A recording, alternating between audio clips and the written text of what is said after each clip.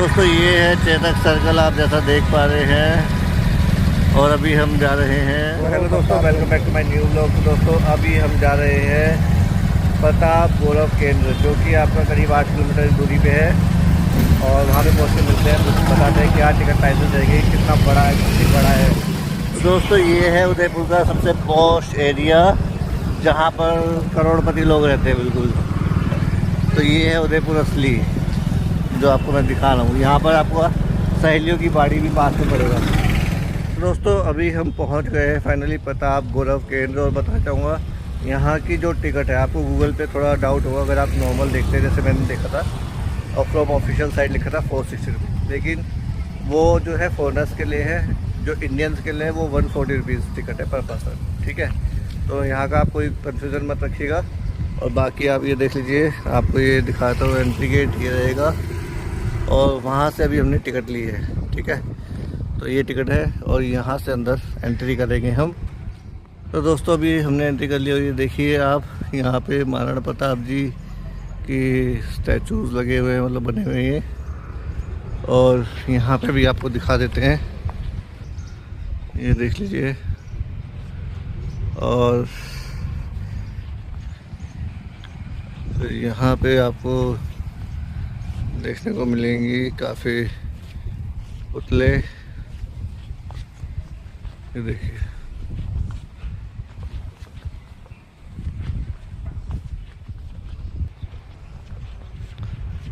ये देखिए लड़ते हुए कोई पुतले बना रखे।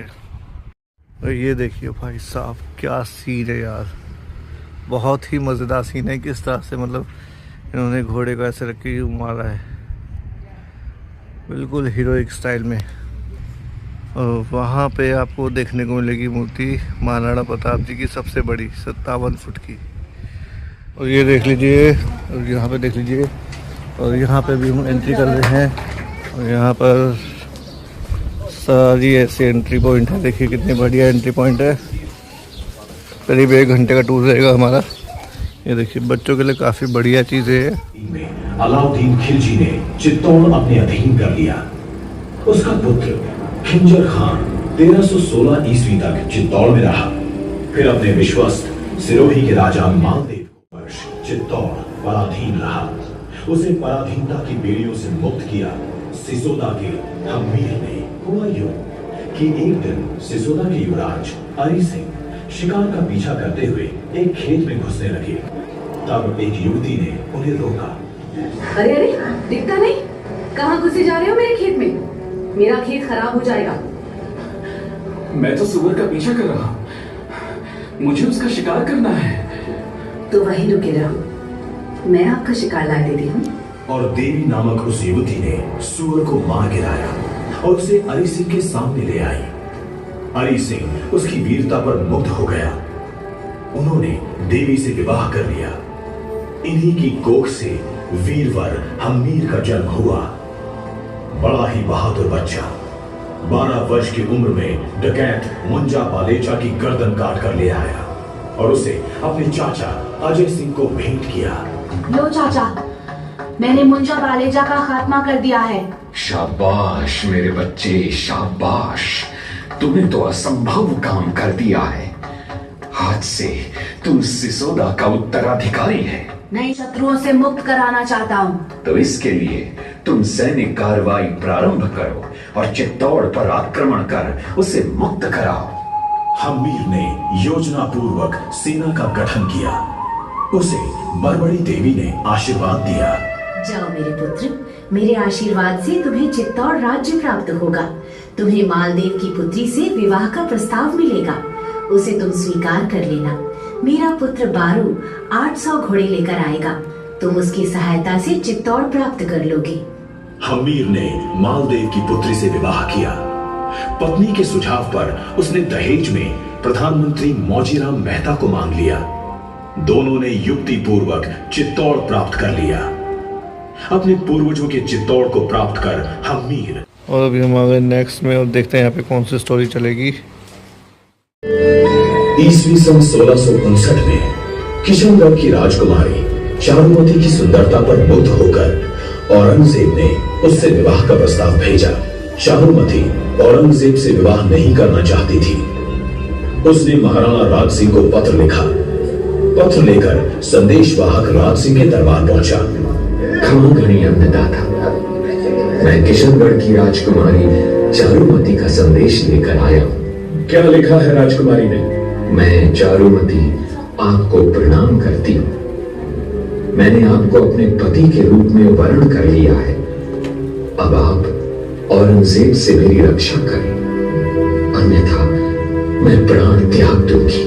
इस परिस्थिति में चारुमती की रक्षा करना हमारा कर्तव्य बनता है रतन सिंह जी। जी हुकुम। आप 50,000 की सेना लेकर आमेर तक जाएं, वहां औरंगजेब की सेना को रोकें। तब तक मैं चैत्र पूर्णिमा को चारुमती से विवाह कर उन्हें लेकर आता हूं। जी हुकुम। रतन सिंह सलूमर के चुंडावत सरदार हैं।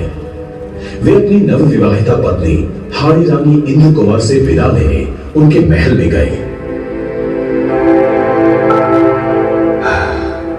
प्रिय, महाराणा शाह ने हमें युद्ध में जाने का आदेश दिया है, इसलिए हम आपसे विदा लेने यहाँ आए हैं। आप विजयी होकर लौटे, यही मंगल कामना है मेरी।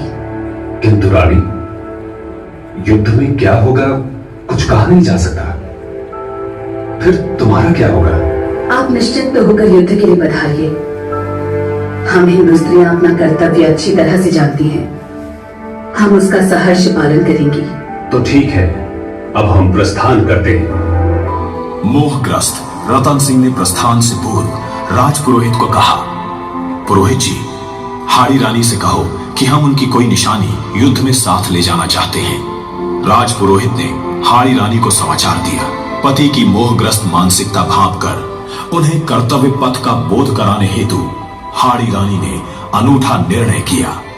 रणबीर, तू मेरी सहेली है। ठाकुर साहब को मेरी ये अनमोल निशानी भेंट कर देना। और हाड़ी रानी ने अपना सिर काट दिया। थाली में चुनरी से ढके हाड़ी के सिर को देख रतन सिंह हतप्रभ रह गए। उन्होंने उस मुंड को माला के रूप में पहन लिया और आमेर के पास हुए युद्ध में औरंगजेब की सेना को परास्त कर अपना बलिदान दे दिया। इस दंपत्ति के बलिदान द्वारा ही महाराणा राज सिंह चारुमती से विवाह कर लौट सके। 1576 ईस्वी में हल्दी घाटी युद्ध में अकबर की सेना की हार हुई थी। तब अकबर स्वयं प्रताप को पराजित करने के उद्देश्य से मेवाड़ में आया, किंतु उसे भी असफलता ही मिली। तब उसने शहबाज खान को 3 बार भेजा, उसको भी मुंह की खानी पड़ी। तो उसने 1580 ईस्वी में अब्दुल रहीम खान खाना को भेजा। उस बेचारी की भी बड़ी फजीहत हुई। प्रताप के पुत्र कुंवर अमर सिंह ने उनके डेरे पर आक्रमण कर उनकी बेगम आनी खान व पूरे परिवार को ही उठा लाया। ये देखकर महाराणा प्रताप ने अपने पुत्र अमर सिंह को समझाया, बेटा, तूने हमारी हिंदू संस्कृति के विरुद्ध काम किया है। हम हिंदू लोग पराई स्त्री को मां के रूप में देखते हैं। महिलाओं के सम्मान की रक्षा करना हमारा परम कर्तव्य है, और तू इन्हें उठा लाया। दादा हुजूर, मैंने ये सब नहीं सोचा था। निस्संदेह मुझसे अपराध हुआ है, किंतु मैंने इनके साथ कोई अभद्रता नहीं की है। ठीक है पुत्र, अब तुम इन्हें ससम्मान इनके डेरे पर पहुंचा दो और इनसे अपने व्यवहार के लिए क्षमा याचना भी कर लेना। बहन, जाओ, मैं तुम्हें आदर सहित विदा करता हूं। मुझे क्षमा कर देना। प्रताप के इस व्यवहार से भाव विभोर हो बेगम अपने डेरे पर लौट गई और वहां अपने पति अब्दुल रहीम खान खाना से कहने लगी, हमारे शत्रु होकर भी महाराणा प्रताप ने मेरे साथ बहन के समान व्यवहार किया है। प्रताप मनुष्य नहीं है बेगम, वो तो फरिश्ता है, फरिश्ता। काश अकबर भी प्रताप के श्रेष्ठ चरित्र को समझ पाता। वो क्या समझेगा, उसे तो मीना बाजार के कारनामों से ही फुर्सत नहीं है। सुना नहीं आपने? क्या? मीना बाजार में उसने प्रताप के भाई शक्ति सिंह की पुत्री किरण देवी का हाथ पकड़ लिया था। किरण देवी ने उसे नीचे गिराकर उस पर कटार तान दी। क्षमा याचना के साथ माँ माँ कहने लगा था अकबर। तब कहीं छोड़ा उसने। अकबर और प्रताप के चरित्र में जमीन आसमान का फर्क है बेगम। धन्य प्रताप, तुम धन्य हो। तूने अपने चरित्र बल से मुझे जीत लिया है। चलो बेगम, अब यहाँ प्रताप से युद्ध के लिए रुकने का कोई अर्थ नहीं है। हमें अपने वतन को लौट जाना चाहिए। प्रताप के उज्ज्वल चरित्र ने जीत लिया खान खाना को। कीर्ति अमर रहे तुम्हारी, आशीष शुभ दे जब दिया वो। हल्दी घाटी युद्ध के बाद प्रताप ने आवरगढ़ को अपना संघर्षकालीन केंद्र बनाया। भामाशाह व उनके भाई ताराचंद ने मालवा क्षेत्र को लूटकर तथा अपने पूर्वजों के संचित धन को लेकर उसे प्रताप को समर्पित करने के लिए सितंबर 1578 ईस्वी में वे आवरगढ़ पहुंचे। प्रणाम महाराणा साहब, मेरा और भाई ताराचंद का सादर प्रणाम। आओ भामाशाह, आओ। कहो, क्या समाचार है? हम आपकी सेवा में 25 लाख रुपए और 20,000 स्वर्ण अशर्फियां लेकर आए हैं। कृपया से स्वीकार कीजिए। धन्य भामाशाह, तुम धन्य हो। संकट की इस घड़ी में तुम ये धन संपदा लाए हो। तुम्हारे जैसे वीर पुरुषों की तो आज महती आवश्यकता है। नहीं महाराणा साहब, इसमें धन्यता की कोई बात नहीं है। हमने तो मातृभूमि के लिए अपना कर्तव्य निर्वहन किया है। देखा आपने भामाशाह का समर्पण व कर्तव्य निष्ठा। इन्होंने प्रताप को केवल धन ही नहीं दिया है, अभी तो विजयादशमी 1582 ईस्वी में प्रताप के साथ मिलकर इन्होंने व अमर सिंह ने दिवेर थाने पर आक्रमण किया। अकबर का चाचा सुल्तान खान वहां का किलेदार था। अमर सिंह ने भाले का वार कर उसे मार गिराया। जब घायल सुल्तान खान ने पानी मांगा तो प्रताप ने मानवीयता दिखाकर उसे जल दिलाया। पानी पानी। ये लीजिए खान साहब, पानी पीजिए। महाराणा साहब, आप शत्रु पर भी इतनी दया दिखा रहे हैं और उधर अकबर ने जो चित्तौड़ में 30,000 निर्दोष लोगों का कत्लेआम करवाया था। हम हिंदू हैं भामाशाह, हमारा धर्म हमें दूसरे की सेवा करना सिखाता है।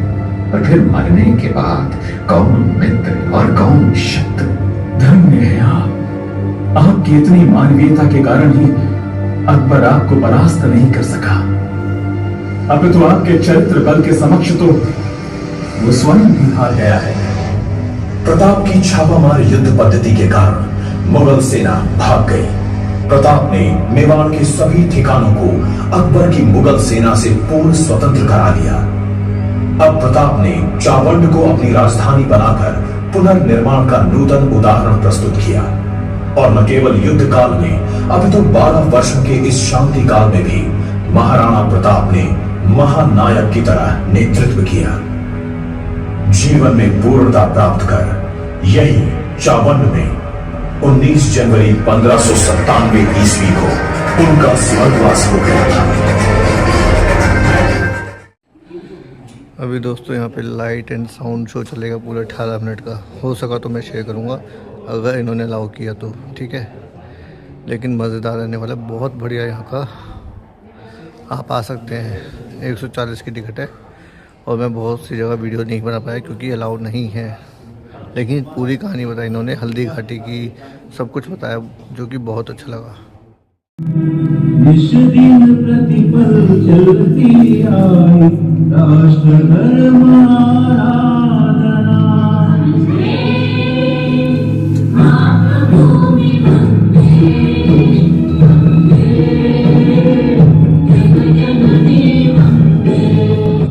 बहुत गरीबी में जीवन यापन कर रही थी। चंद्रशेखर आजाद ये देखकर उनके साथियों ने क्रांतिकारियों के लिए एकत्रित धन में से कुछ धन उनकी मां को भेज दिया। आजाद को जब ये मालूम हुआ तो उन्होंने साथियों से कहा, देश कार्य के लिए एकत्रित धन को मेरी मां के लिए भेजना अनुचित है। मेरी मां के कष्ट निवारण हेतु कोई अन्य व्यवस्था की जा सकती है। इस पैसे का पूर्ण उपयोग देश कार्य के लिए ही करना है। मां से बढ़कर भारत मां है, उसे दुखों से मुक्त कराने के लिए ही हमने अपना जीवन लगाया है। हमें केवल और केवल उसी की आराधना करनी है।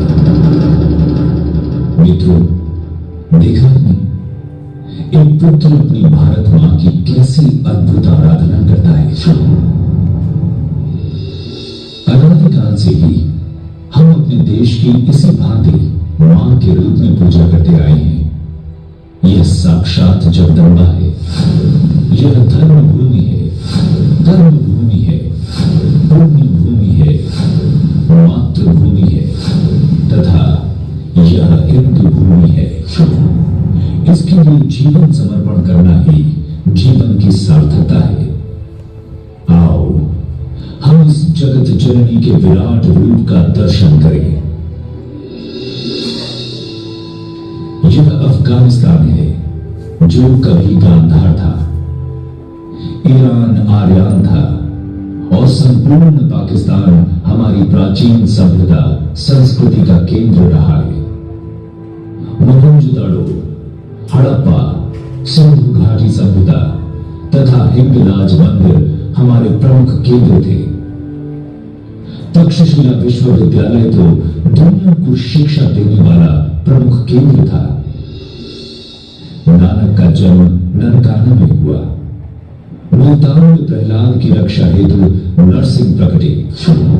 झूलेलाल, दाहर सेन, गुरु अर्जुन देव, हकीकत राय की लीला भूमि है यहाँ। स्वामी राम तीर्थ लाहौर में पैदा हुए। भगत सिंह, सुखदेव और राजगुरु को फांसी लाहौर में हुई, किंतु दाह संस्कार पंजाब के हुसैनवाला में हुआ। और यह अमृतसर है जिसके चौथे गुरु रामदास ने नींव रखी और पांचवें गुरु अर्जुन देव ने इसे बनवाया। श्रद्धानंद, रणजीत सिंह, हरि सिंह नलवा व बंदा बैरागी और सिख गुरुओं की कर्मभूमि है ये पंजाब। हिम आच्छादित हिमालय हमारी साधना स्थली है। कैलाश मानसरोवर भगवान शिव का निवास स्थान है। चीन की गिद्ध दृष्टि ने इसे नोच लिया है, हमें इसे फिर से प्राप्त करना है। भारत का मुकुट कश्मीर हमारा अविभाज्य अंग है। अमरनाथ, वैष्णो देवी, बद्रीनाथ, केदारनाथ, हरिद्वार, ऋषिकेश आदि पवित्र तीर्थ यहीं पर हैं। यह देवभूमि है। नेपाल का पशुपतिनाथ मंदिर हिंदुओं का आराध्य स्थल है। नेपाल हिंदू राष्ट्र है। बिहार में पाटलिपुत्र हमारी प्राचीन नगरी है। यहाँ की पावन भूमि में भगवान बुद्ध ने लीलाएं की हैं। बोध गया में उन्हें आत्मज्ञान की प्राप्ति हुई थी। तीर्थंकरों की पावन परंपरा का निर्वहन कर भगवान महावीर ने पावापुरी में अपनी एक लीला पूर्ण की। यहाँ अनेक जैन तीर्थ स्थित हैं। चुंबी पर्वतों से प्रवाहित होने वाली प्राचीन नदियां गंगा, यमुना, सरस्वती, सिंधु, ब्रह्मपुत्र, नर्मदा, गोदावरी, महानदी तथा कावेरी हमें पवित्र करती हैं। इसमें से सरस्वती आज भी धरती के अंदर प्रवाहित हो रही है, जिसके किनारे हमारी प्राचीन सभ्यता का विकास हुआ था। इसके वैज्ञानिक प्रमाण भी गए हैं। यह ब्रह्म सरोवर है। यहाँ के कुरुक्षेत्र में महाभारत युद्ध हुआ था। पूर्वांचल भी महाभारत कालीन संबंधों का हमें स्मरण कराता है। श्री कृष्ण की पत्नी रुक्मिणी अरुणाचल की थी। अरुणाचल में परशुराम कुंड हमारा प्राचीन तीर्थ है। दीमापुर हिडिंबापुर था। हिडिंबा भीम की पत्नी थी और यह गुवाहाटी स्थित कामाख्या देवी मंदिर प्राचीन शक्तिपीठ है। लाचित बड़फुकन ने 17वीं शताब्दी में मुगलों के दांत खट्टे किए थे। यहाँ शंकर देव की भक्ति व रानी गाइडिंग नैयर की देशभक्ति का स्मरण होता है। बंगाल का दक्षिणेश्वर काली मंदिर रामकृष्ण और विवेकानंद का स्मरण कराता है। श्यामा प्रसाद मुखर्जी, चैतन्य महाप्रभु, ईश्वर चंद्र विद्यासागर और रविंद्रनाथ ठाकुर ने यही भारत भारत मां की आराधना की थी। उड़ीसा का जगन्नाथ मंदिर सेवा समरसता का संदेश देता है। भुवनेश्वर, कटक, कोणार्क का सूर्य मंदिर व चिल्का झील यहाँ के प्रमुख स्थल हैं। खारवेल, गोपबंधु दास तथा सुभाष चंद्र बोस का जन्म उड़ीसा में हुआ था। आंध्र प्रदेश में तिरुपति मंदिर विष्णु तीर्थ है तथा श्रीशैलम शिव तीर्थ है। यही गोदावरी के तट पर निम्बार्काचार्य प्रकट हुए थे। रुद्र मांबा, रसूलरी नायक और अल्लूरी सीताराम राजू यही पैदा हुए थे। दुनिया के महानतम विजेताओं में से कंबू, कौंडिल्य और तेजस्वी राजेंद्र चोल तथा रमण महर्षि, त्यागराज, नायमार, आलवार व कंब आदि संत इसी तमिल धरती पर पैदा हुए थे। मीनाक्षी मंदिर, श्रीरंगम मंदिर एवं गंगा समान कावेरी तमिलनाडु के पवित्र तीर्थ स्थान हैं। पौंडीचेरी में श्री मां व महर्षि अरविंद का आश्रम हमें अखंड भारत का स्मरण कराता है। भगवान राम का रामेश्वरम धाम हमारी आस्था का प्रमुख केंद्र है। यहीं पर राम ने लंका जाने हेतु राम सेतु पुल का निर्माण करवाया था। 17 लाख वर्ष पुराना यह सेतु हमारी प्राचीनता की गाथा कह रहा है। कन्याकुमारी में राष्ट्र संत विवेकानंद को भारत माता का साक्षात्कार हुआ था। यहीं पर संत तिरुवल्लुवर की विशाल प्रतिमा स्थित है। केरल के वर्कला में नारायण गुरु ने समरसता की गंगा बहाई थी। कालड़ी में शंकराचार्य पैदा हुए थे, जिन्होंने देश हितार्थ सन्यासियों के प्रशिक्षण हेतु 4 मठों का निर्माण किया था। 4 धाम व 4 मठों की यात्रा ने देश को एकता के सूत्र में बांधा है। कर्नाटक के विजयनगर साम्राज्य की यशोगाथा कहती हम्पी नगरी आज बेल्लारी में विद्यमान है। यह संपूर्ण क्षेत्र राजा कृष्णदेवराय, सायणाचार्य, माधवाचार्य, बाहुबली, कनकदास, पुरंदरदास और मध्वाचार्य की तपोभूमि है। धर्मस्थल उडुपी व श्रृंगेरी यहाँ के तीर्थ हैं।